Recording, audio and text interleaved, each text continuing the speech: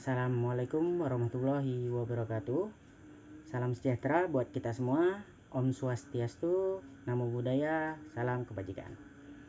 Perkenalkan, nama saya Fikri Takyudin, mahasiswa dari Sekolah Tinggi Ilmu Ekonomi Pembangunan Tanjung Pinang.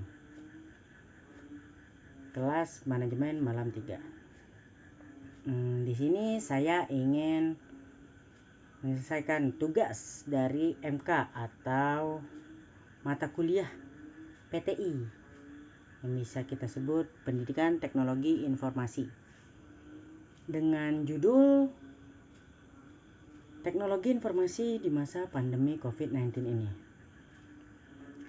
Yang kita tahu di era pandemi saat ini atau di era pandemi itu kita harus melakukan pembatasan kegiatan, ya, di mana pembatasan kegiatan itu diharuskan kita menggunakan masker, menjaga jarak, maupun mencuci tangan menggunakan sabun, air, dan atau hand sanitizer. Teknologi informasi itu sangat dibutuhkan pada saat pembatasan ini, karena kegiatan yang biasa kita lakukan bertatap muka, bersosialisasi secara dekat itu dibatasi.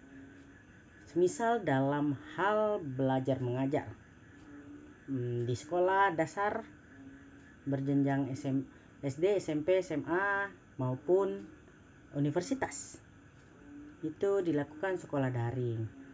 Dalam hal inilah inovasi aplikasi mungkin diciptakan untuk melakukan interaksi ini yang biasa kita lakukan dengan aplikasi teknologi informasi atau aplikasi Zoom atau Google Meet, di mana di Zoom ini atau Google Meet kita bisa melakukan interaksi langsung dengan guru atau dosen untuk menyerap ilmu yang mereka berikan, atau melakukan kegiatan seperti biasa sebelum pandemi kita belajar mengajar di kelas. Dari Zoom inilah kita bisa melakukan interaksi meskipun kita tidak langsung bertatap muka atau bersosialisasi, tapi kita bisa menghindari pembatasan itu atau virus ini dari Zoom itu. Terus adanya juga aplikasi Google Classroom atau link atau website lainnya untuk mengumpulkan tugas yang memudahkan kita di masa pandemi ini. Yang biasanya kita membawa buku ke sekolah untuk mengumpulkan tugas atau mencatat sesuatu, itu ada Google Classroom ini untuk mengumpulkan tugas agar dosen bisa atau guru bisa menakar kita mengerti materi beliau atau tidak. Terus adanya aplikasi yang berbasis teknologi informasi, yaitu aplikasi Peduli Lindungi, di mana dalam Peduli Lindungi ini ada QR barcode yang bisa kita akses, atau Peduli Lindungi ini berisikan informasi kita, apakah kita sudah vaksin atau setelah kita berpergian suatu tempat. Meskipun aplikasi ini diciptakan, aplikasi ini atau barcode ini kita bisa menggunakannya setelah pandemi ini agak mulai meredah.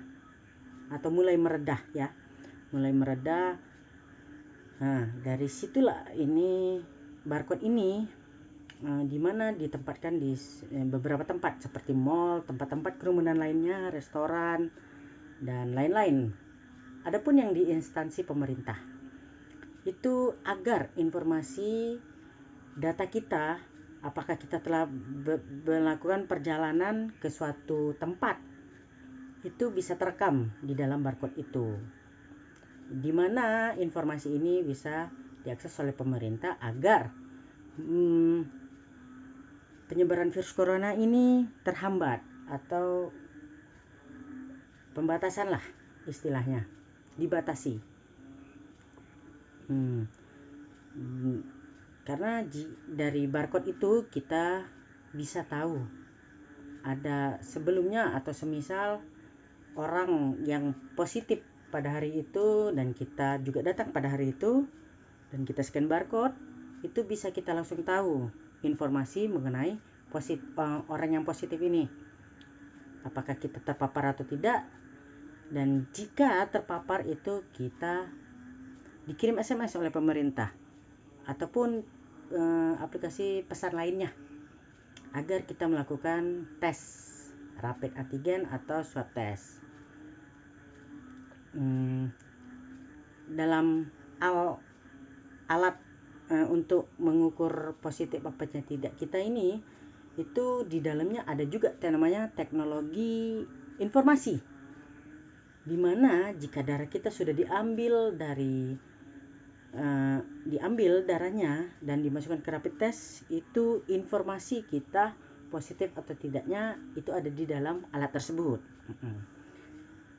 Terus kemudian dalam melakukan pengurusan surat-surat, instansi pemerintah itu menyediakan layanan digital atau namanya e-government melalui link atau website yang sudah tertera di instansi tersebut. Semisal Disduk, Dinas Pendudukan dan Pencatatan Sipil, itu melakukan namanya layanan satu pintu, di mana untuk mengurus surat-surat kita memasuki link atau website untuk mengurus surat tersebut ataupun melalui nomor telepon yang tertera. Di situ bisa juga kita melakukan pelayanan atau melakukan